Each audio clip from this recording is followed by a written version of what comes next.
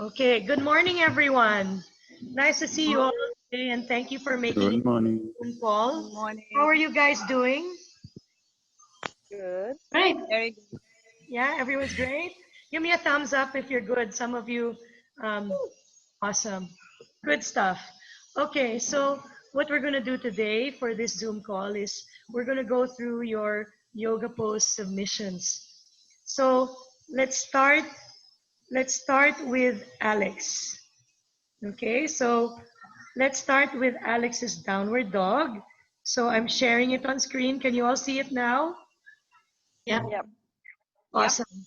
Okay, so if you notice here, he's got a very rounded upper back due to his tight shoulders, and you can see how his elbows are sticking out. Can everyone see that? How his elbows are sticking out. And Yeah. usually the reason why his elbows are sticking out is because the shoulders need to external rotate.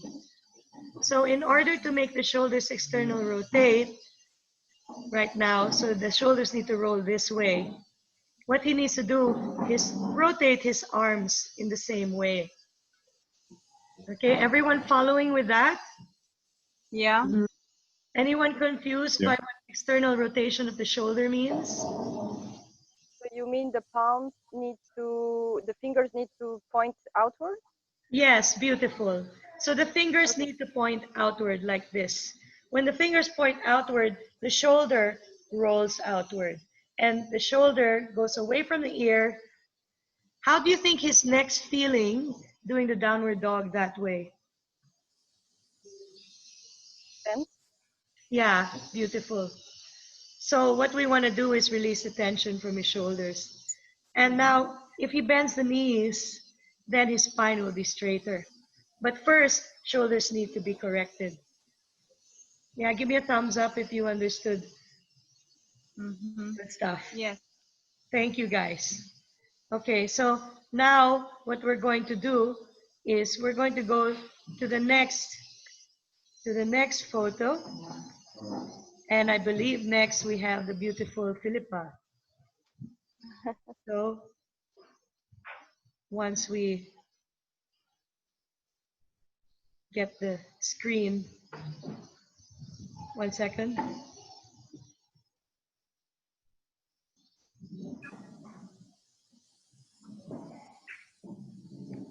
Okay, here we go.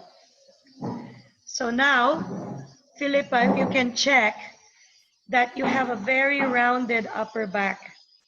Uh-oh. The arrow shows you where you should be bending from, and that's from the hips, from the pelvic area. But what's happening here is your posterior pelvic tilt, means your tailbone is too scooped in, is preventing you from moving your pelvis. And instead, most of the movement is coming from your upper back. So you can see here, I'm just going to highlight, starting here is where you start bending the most. See that? And then you've got this very rounded upper back. Now, two things should happen. First of all, you need to stick your sitting bones out. You Yeah? mean like scooping the butt Not, cheek a bit out? no, not scoop the butt cheeks the other way. You need to stick the butt out. Okay. So stick the butt out means that the tailbone is going back and the sitting bones are going back. Now, what might be preventing that? In most people, what's preventing that is tight hamstrings, because hamstrings are pulling on your sitting bones and scooping you in. So your hamstrings are scooping you in. But what we need to do is stick the butt out the back. So two things can happen. One, you can bend your knees. And two, you can just come up a little bit and not bend down so much and use a strap around your legs and open your chest. So the chest, if the chest opens, then you're actually going to come up a little bit. You won't be so low, but you might even feel it in your hamstrings more instead of feeling it in your upper back.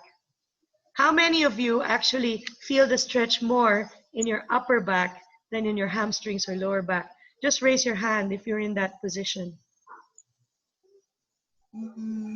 Good. So that means that, yes. Phoebe, a question.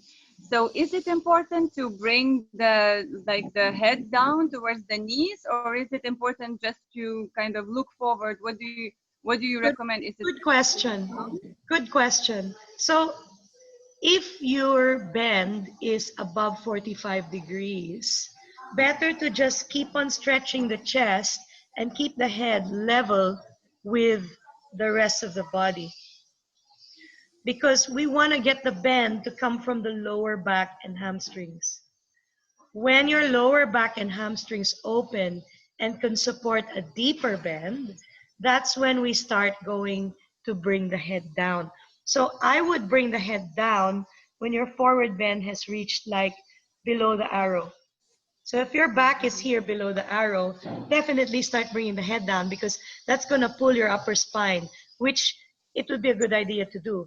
But right now, if you're above the arrow, like Philippa's back is above the arrow, if she puts her head down now, she's just going to be Yeah. overbending her upper back and not really getting an effective stretch on the hamstring. So thank you, Laura, for that question. That was a really good one. Yes, Marie. Yeah, actually, I have this issue of with the legs, and I cannot even grab my toes. You So is cannot it even better bend. for me to bend the knees but keep grabbing the toes, Yes. or to just give up on the grabbing toes and keep the legs straight, Good but just question. So take my my legs answer to instead? that is, do you feel a stretch in the hamstrings when your knees Yeah, are bent? Yes or no? yeah, Then you keep the knees bent because anyway, you're still stretching the hamstrings. And now that the okay. knees are bent, your lower back will have a better position for which to sustain your forward bend with.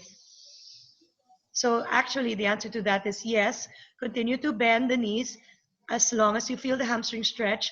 Continue to stick the butt out, and this will actually improve you faster than if you kept the legs straight and kept rounding the upper back. Because what will happen here is, see where I put this red line right there? That Mm-hmm. vertebra is being overstretched. And so you're just going to keep stretching that vertebra and you're not going to be able to improve the other areas of you. There's going to be minimal improvement. Thank you. Make sense? Very good. Yep. Yep. Yeah. Okay. So thank you for the submissions. And let's work on the improvements I gave you so that in the next chat that we have, we'll be able to see the progress you've made, and also we can talk about how to go further from here. So thank you, everyone. Does anyone have any other questions? Yeah, I No, think yeah. we're good. So it's been a very fruitful Zoom call. I think you've all really got some good insights on your asana progress and how to do the poses better. So I'm going to leave you to work on it, and let's meet up again soon.